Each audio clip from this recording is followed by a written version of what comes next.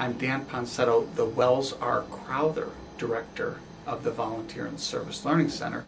He grew up in West Nyack, New York, and his father, Jeff, was a volunteer firefighter.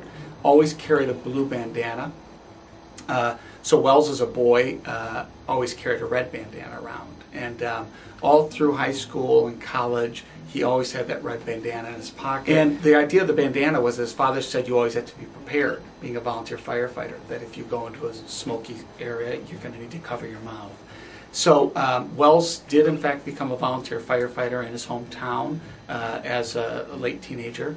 Came to Boston College, and as I said, then graduated and was trading equities on the 102nd floor of one of the World Trade Towers when the terrorist attack took place. In the weeks and months that followed 9/11, a person or two was interviewed and told the story of being helped by a young man who had a red bandana over his mouth.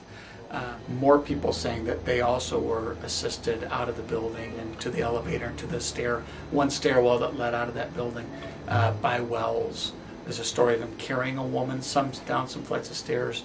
And then the last he was seen, as I understand it, was he was helping to carry a Jaws of Life back up into the building shortly before it collapsed. So this year will be the 5th running of the Wells Remy Crowther Red Bandana Run. There's a family feel to the race where a lot of his friends come back to campus.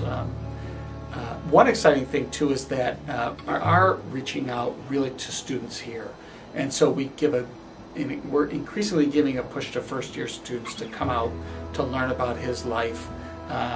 You know, his life and his example really, in many ways, we're proud to say, animates our work, because here was a young man who literally sacrificed his own life for other people, and so there's a clear, wonderful example for us to think about what animates Boston College students in thinking about other people, in caring about the welfare of other people.